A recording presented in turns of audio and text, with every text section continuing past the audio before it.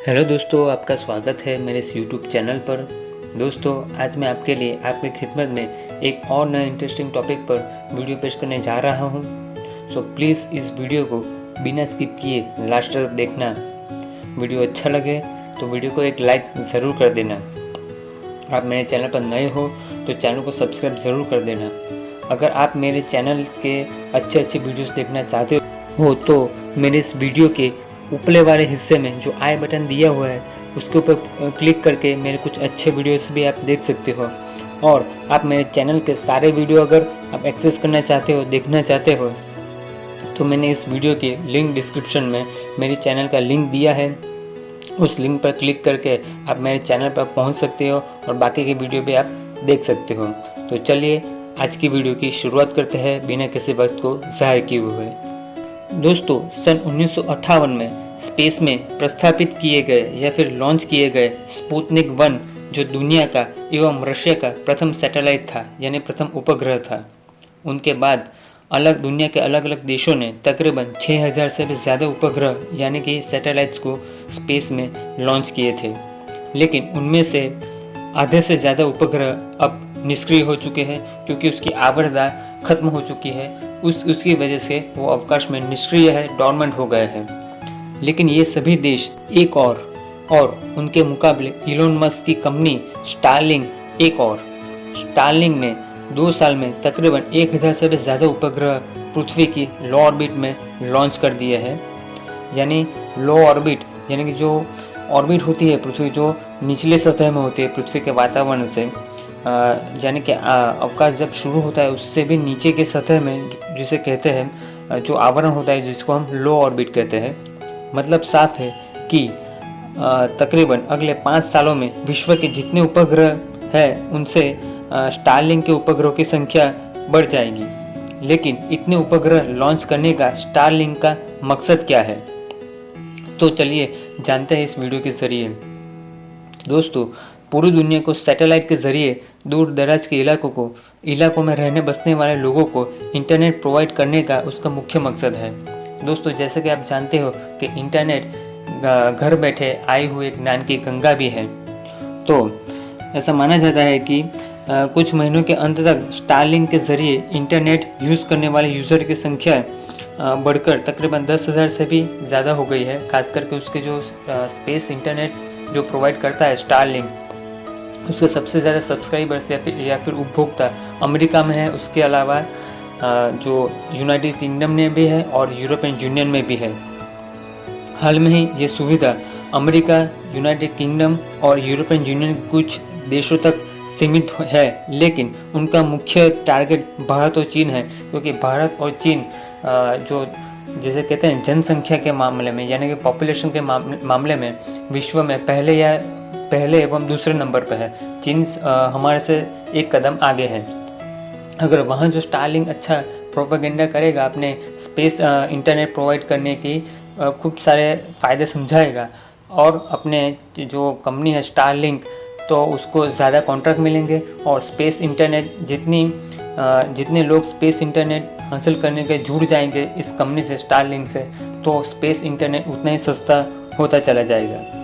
तो क्या है सैटेलाइट के ज़रिए इंटरनेट, उसके बारे में जानते हैं। हम जैसे सामान्य यूज़र्स जो इंटरनेट का इस्तेमाल करते हैं वो ज़्यादातर अंडर वाटर केबल्स के ज़रिए मुहैया होने वाला इंटरनेट का इस्तेमाल करते हैं।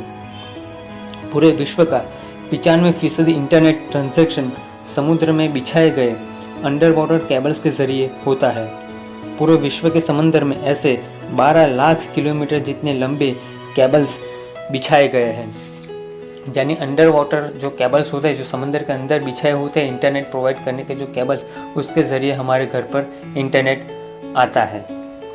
आज के मॉडर्न युग में चाहे गवर्नमेंट ऑफिस हो या फिर प्राइवेट कंपनी, छोटे मझोले व्यापारी, यानी कि सब जगह पर अब इंटरनेट का बोलबाला बढ़ गया है। आज के ज़माने की बात करें तो 10 साल का लड़का भी इंटरनेट चलाना वो आराम से सीख सकता है, यानी वो सीख चुका है और वो यूट्यूब पर वीडियो भी देख सकता है किसी की भी गाइडेंस लिए बिना। इतना हमारा जो युग है, हमारा जो मॉडर्न युग है, इतना फॉरवर्ड हो गया है।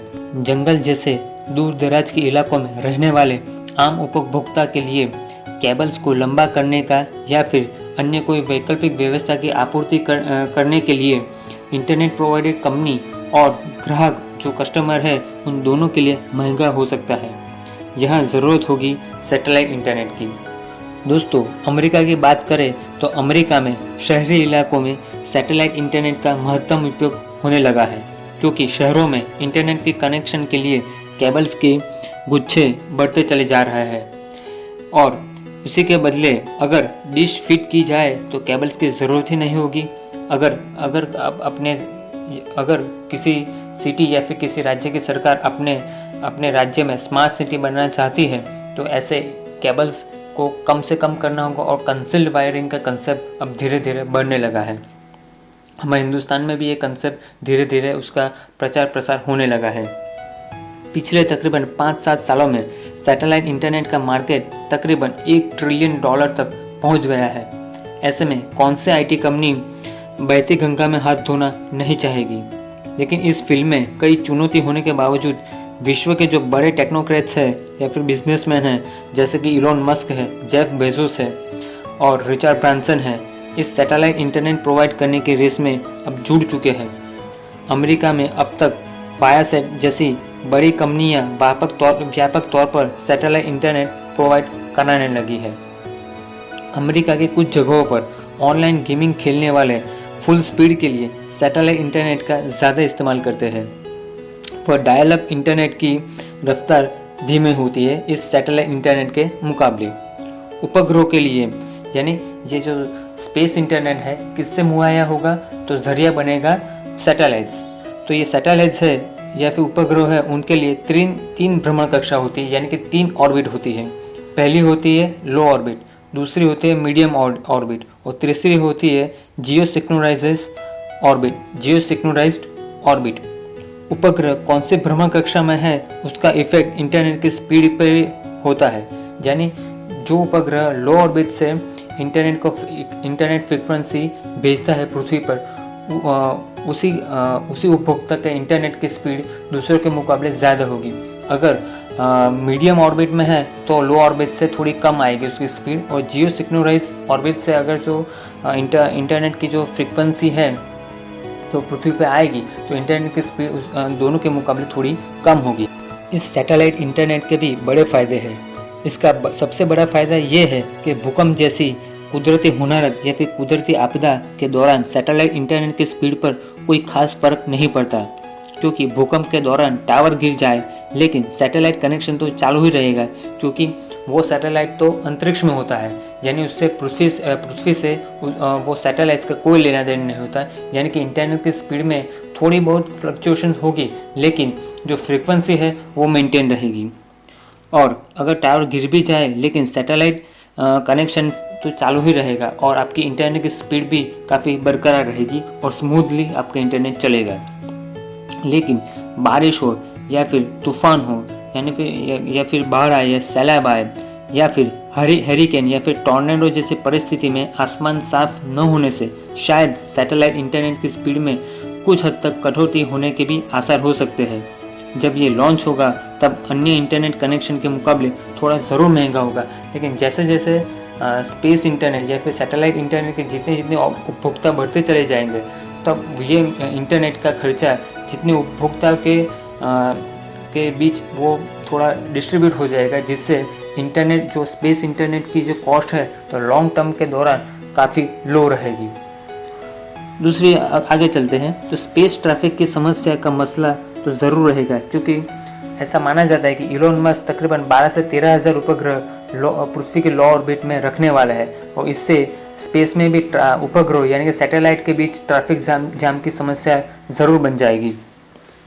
क्योंकि मैं आगे बताऊंगा कि इलोन मस्क की कंपनी जिसका नाम है जो सैटेलाइट इंटरनेट प्रोवाइड कराएगी मुहैया कराएगी, उस कंपनी का नाम है स्टारलिंक, जो भविष्य में पृथ्वी के लो ऑर्बिट में तकरीबन 12 से 13 हज़ार उपग्रह लॉन्च करेगी। तो उपग्रह को जो इन छोटे बड़े जितने भी उपग्रह है जितने भी सैटेलाइट्स है उसका नेटवर्क बनाने का इलोन मस्क का मिशन है। इसके लिए स्टारलिंक ने 1000 से ज़्यादा उपग्रह लो ऑर्बिट में ऑलरेडी लॉन्च कर ही दिए हैं। तो दूसरी ओर इलोन मस्क के कट्टर प्रतिद्वंदी जिसका नाम है अमेज़न के स्थापक यानी कि फाउंडर जेफ बेजोस, जो अमेज़न के भूतपूर्व मालिक थे, जिन्होंने तकरीबन 1 साल से पहले उन्होंने अपनी कंपनी अमेज़न से उन्होंने इस्तीफ़ा दे दिया था ताकि वो इलोन मस्क से कम्पीट कर सके और इलोन मस्क से कम्पीट करने में अपनी पूरी ताकत झोंक सके। उनकी कंपनी अमेज़न प्रोजेक्ट कूपर के तहत सैटेलाइट इंटरनेट की फैसिलिटी लेकर आ रही है। अब कुछ ही महीनों में उनके उपग्रहों की संख्या स्टारलिंक जितनी तो नहीं होगी, लेकिन वो तकरीबन 3200 से ज़्यादा उपग्रह तो ज़रूर वो लॉन्च करेंगे अवकाश में या फिर स्पेस में। जेफ बेजोस ने इलोन मस्क के खिलाफ अमेरिकन ट्रेड कांग्रेस को शिकायत भी की थी कि जो स्टारलिंक अपने उपग्रह यानी कि सैटेलाइट्स को पृथ्वी के लो ऑर्बिट में लॉन्च कर देगा तो उनके यानी कि जेफ बेजोस के उपग्रह को किस भ्रमण कक्षा में लॉन्च करेंगे। उनके उपग्रह यानी कि सैटेलाइट्स के लिए कोई जगह बाकी बचेगी ही नहीं, स्पेशली लो ऑर्बिट में जहाँ से इंटरनेट की फ्रिक्वेंसी काफ़ी ज़्यादा होती है।